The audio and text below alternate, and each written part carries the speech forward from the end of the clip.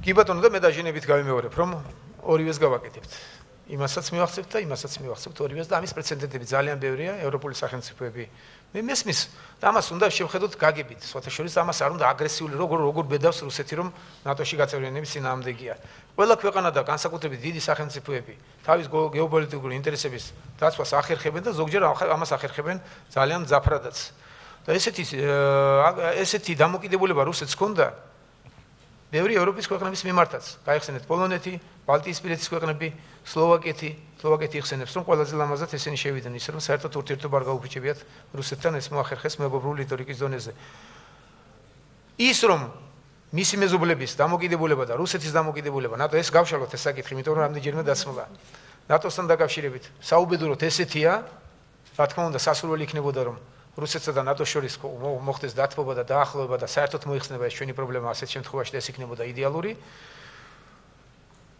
აქვს რუსეთს ეს პოზიცია, ესეთი პოზიცია და ქონდა სხვა სახელმწიფოების მიმართაც. მოახერხეს სხვებმა, რატო არ შეიძლება ჩვენც მოახერხოთ?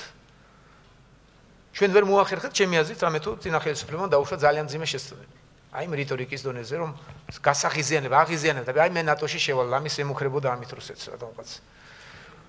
დაბალანსებულად სხვა საკითხებში გლობალურად უნდა მოახერხოთ და უნდა დავალაგოთ. ეს არის ჩვენი ვალი და ჩემი აზრით არ არის ეს წარმოუდგენელი. თუ მიგაჩნიათ წარმოუდგენლად, მე არ მიმაჩნია და დღესაც არ მიმაჩნია წარმოუდგენლად. ბოლო უამრავი პრეცედენტი ამის. ჩვენი, რა თქმა უნდა, უფრო მძაფრია, როდესაც პრეცედენტებს ვამბობ. მე კარგად ვაცნობიერებ, რომ ჩვენი შემთხვევა ძალიან მაღლა აწეული დღეს. ესეც ხელოვნურად თუ გნებავთ წინა ხელისუფლების შეცდომების შედეგია. სწორედ ნატოს წევრი ჩვენ უკვე ვიქნებოდით. თუ არა, ეს რიტორიკა და ეს გამძაფრებული და ეს პიონერული და კონკაშული გამოხდომები. ჩვენ საქართველოს უნდა ყოფილიყო ნატოს წევრი ქვეყანა დღეს და რუსეთთანაც გვექნებოდა აბსოლუტურად ნორმალური ურთიერთობები უკვე ამ დროში. თუ არა, ისე ვიმეორებ, გაუაზრებელი შეცდომები წინა ხელისუფლების. ჩვენ აღარ დაუშვებთ შეცდომებს. რა თქმა უნდა, ძალიან მაღლა აწეული ეს თემა და კიდევ უფრო გართულებულია, მაგრამ მაინც შესაძლებელია და ჩვენ ამას გავაკეთებთ. რამე კომპრომისული ფორმულა ხომ არ გაქვთ რუსეთთან? რა მე ვერ ვხედავ რა უნდა დავთმოთ ჩვენ, არაფერი აღარ აქვს. ჩვენ რა გაგვაჩნია რომ დავთმოთ, არ ვიცი რა უნდა დავთმოთ. თუმცა სიამოვნებით წავიდოდი კომპრომისზე.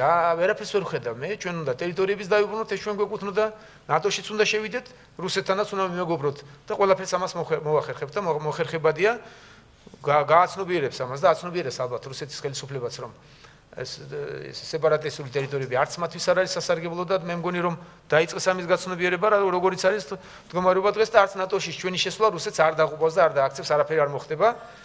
ამას ნელ-ნელა გავიაზრებთ ყველაფერს და დავალაგებთ. დრო დაჭირდება. ეს არის ცუდი რომ წინა ხელისუფლების ქმედებამ ეს დრო მაქსიმალურად გააჭიანურა და გაწელა და ჩვენთვისაც გართულებულია დღეს, მაგრამ დალაგებადია და დავალაგებთ კიდეც.